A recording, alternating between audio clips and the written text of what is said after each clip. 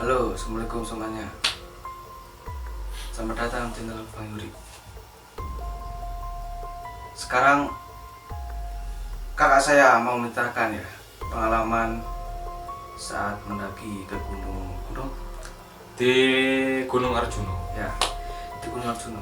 Pengalaman yang tidak mengenakan lah ya, Pengalaman mistis. ya mistis yang tidak pernah dilupakan. Ya bisa Bisa bisa dibilang begitu. Ya, ya lebih lengkapnya mungkin bisa diceritakan langsung oleh yang bersangkutan ya. Jadi sekitar 2 tahun yang lalu saya itu berangkat sama teman-teman sekitar beranggotakan 15 anak, laki semua. Berangkat dari Lumajang, kita mepo di Indomaret Senduro. Kita di situ siap-siap, kita istirahat. Soalnya ada yang datang dari jauh. Mungkin yang nonton channel ini di sana ada Mas Gobe, daerah Banyuwangi, daerah Jember juga.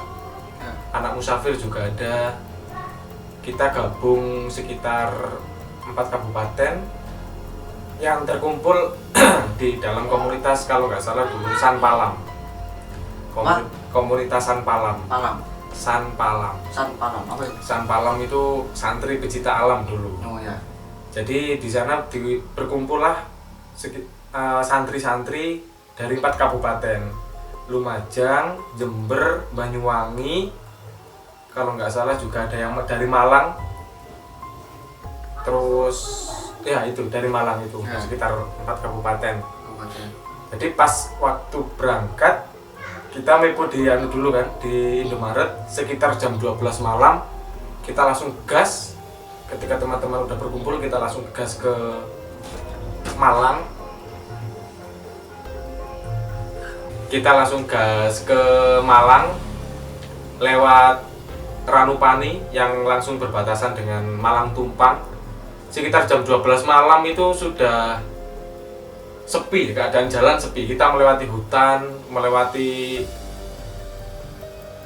belantara lah, tidak ada satu orang pun yang lewat, hanya kami, rombongan kami para pendaki yang melewati hutan Ranupani itu. Oh, ya.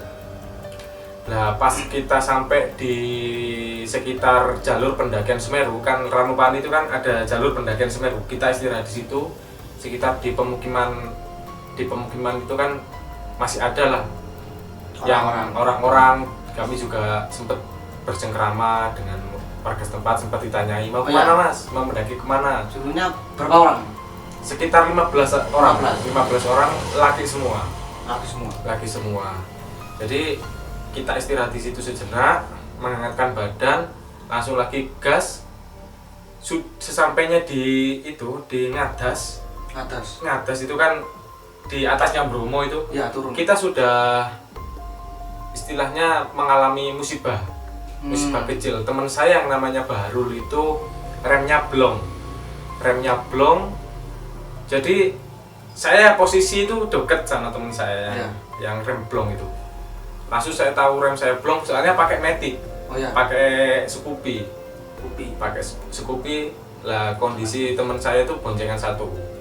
Saya keadaan sendiri pas itu.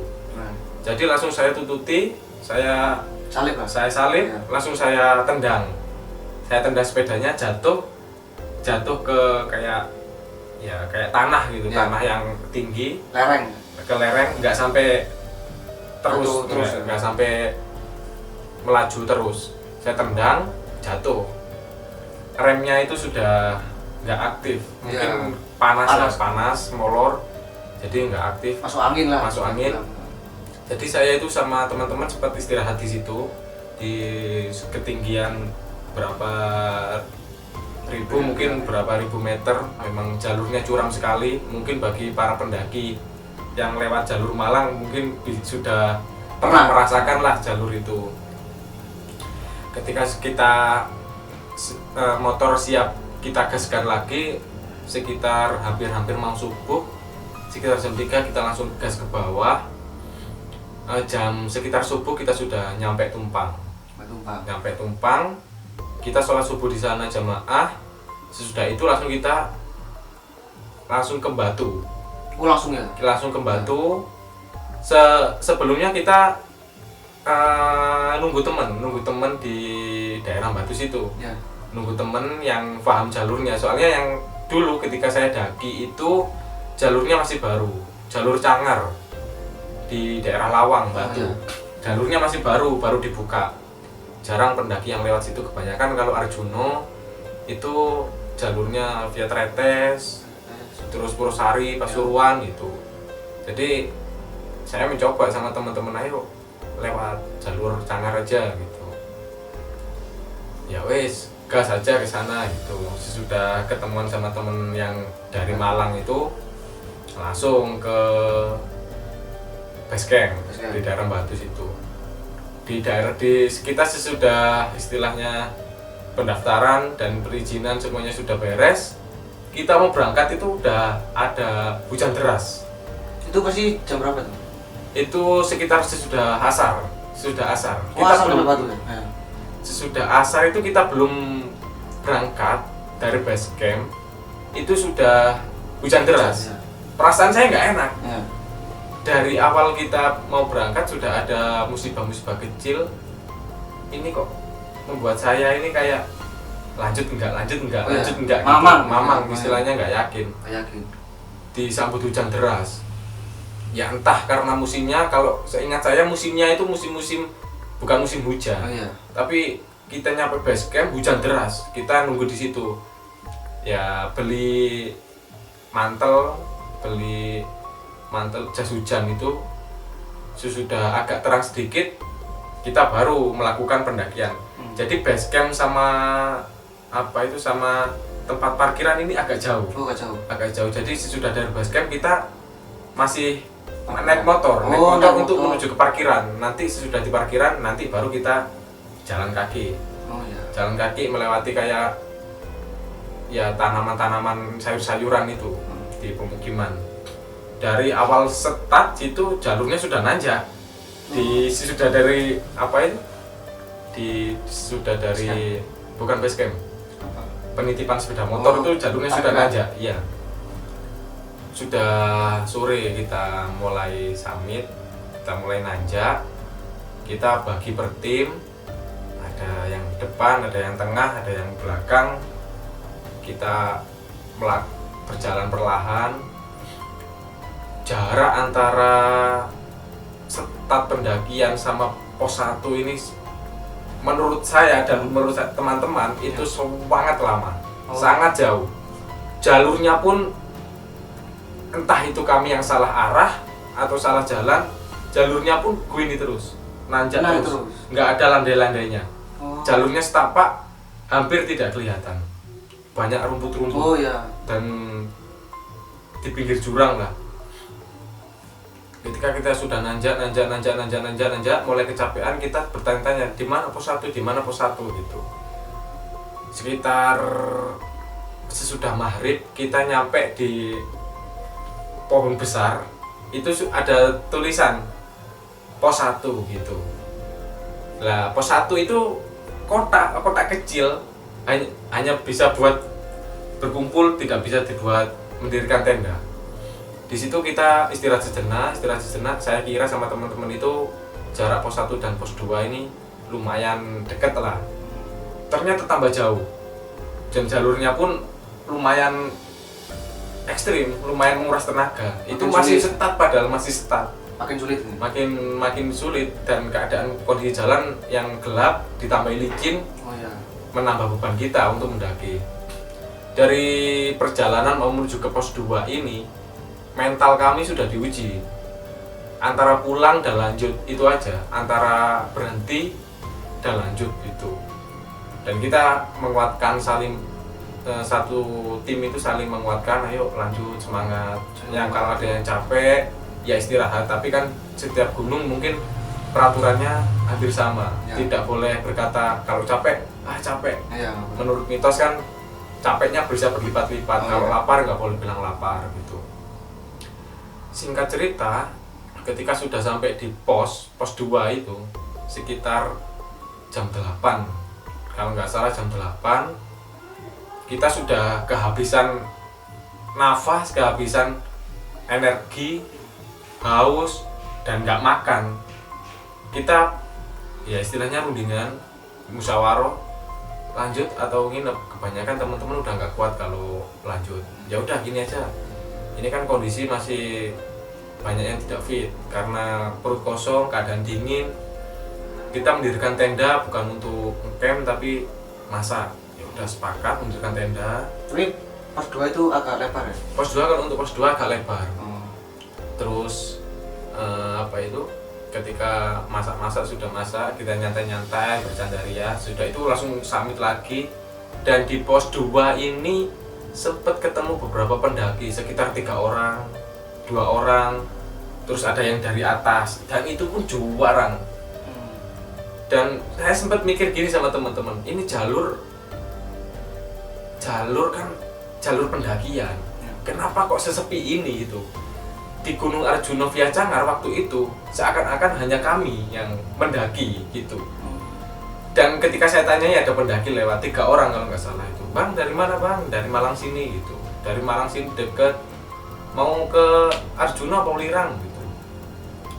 Rencana mau ke ini bang, mau ke Welirang gitu. Oh berarti jalurnya sini, kan namanya baru nyobain itu kan yang trek dari Cangar itu kan. Terus selebihnya itu nggak ada pendaki yang naik, itu nggak ada. Terus di situ memang aura mistisnya itu rasa memang di Arjuna itu memang. Terus ketika singkat cerita kita lanjut lagi attack ke pos 3. Di pos 3 ini mulai jalurnya sudah menyiksa. Jadi menanjaknya gini ini ampun. Dulu memang kita itu entah kenapa nanjak di Arjuna itu merasa sangat kelelahan dan merasa sangat putus asa kayak gitu. Kita mental diuji memang benar-benar di situ. Tapi kita saling menguatkan, berdoa, saling menguatkan gitu. Sampai kita itu sudah ada di pos 3, tinggal 1 pos lagi. Pos 4, antara jarak pos 4 sama sama kalau nggak salah camp Kelengkean itu sudah nggak begitu jauh. Jadi kita dari pos 3 lanjut ke pos 4 dan langsung lanjut ke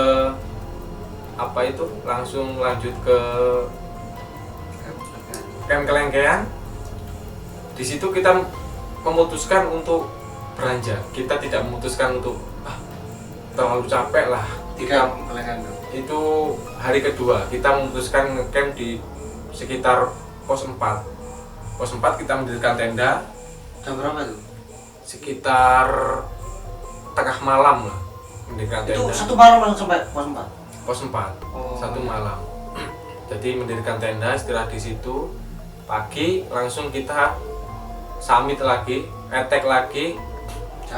Jam sekitar jam 8, jam 9 pagi. Ya agak pagi, agak siang kan, jelang siang kan. Jadi langsung attack lagi. Sekitar di sesudahnya pos 4 itu kami sudah ada semangat baru.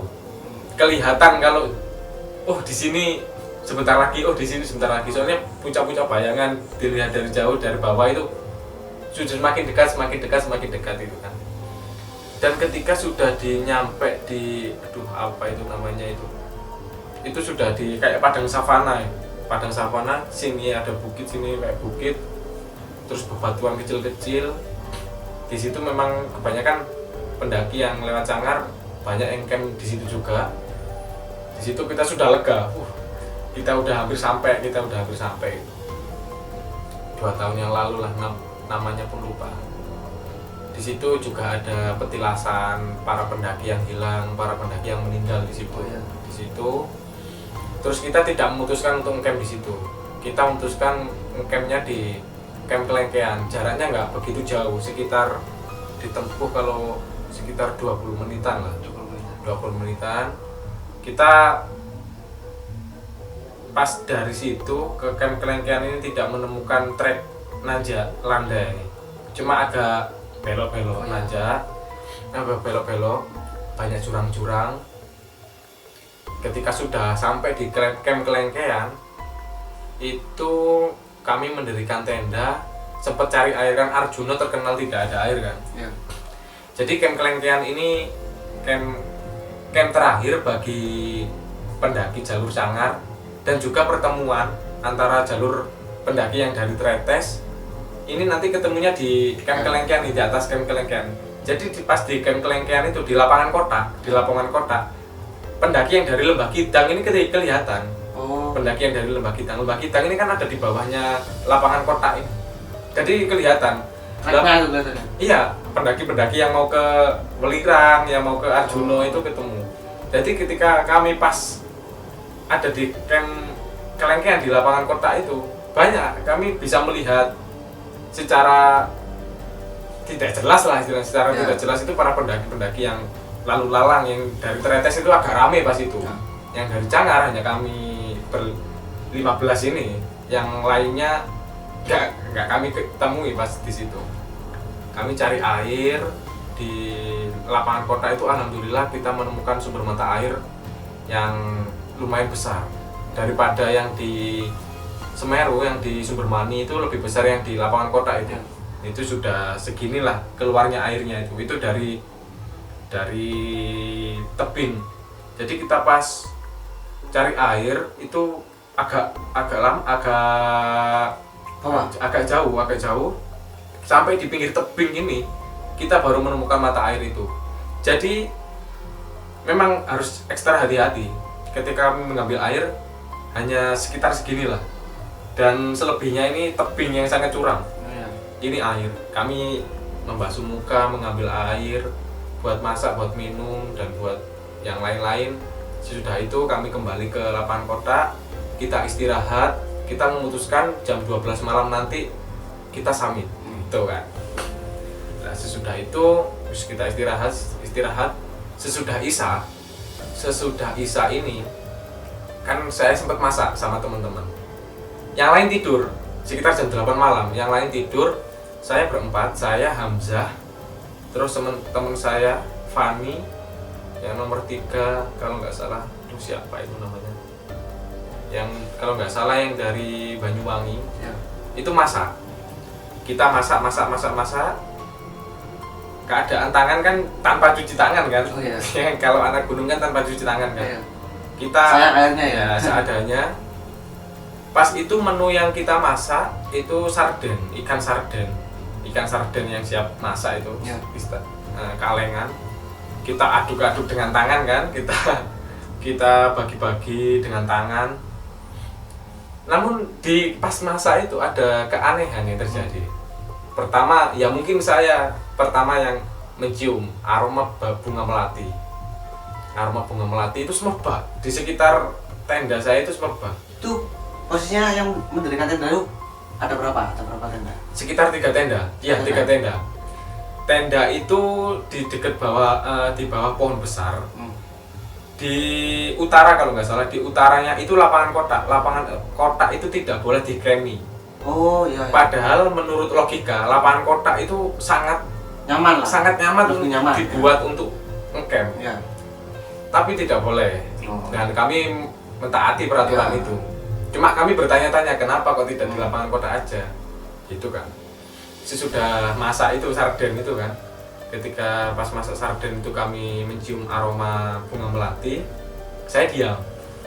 Saya takut kalau kamu mencium aroma ini enggak? Ini mencium aroma bunga melati enggak? Saya takut yang lain itu kayak ketakutan terus merasa aduh gimana ya gitu kan, merasa. Saya lebih baik diam. Ketika kami sudah mulai masak semua, kami saling pandang, kayak ada yang aneh sama anak-anak. Ketika saya datangi, itu langsung jelas, berdiri megah sekali candi istana yang seperti candi lah. Dan si penjaga itu kayak gini melambaikan tangan, suruh saya mendekat, suruh entah itu suruh masuk, entah itu suruh mendekat.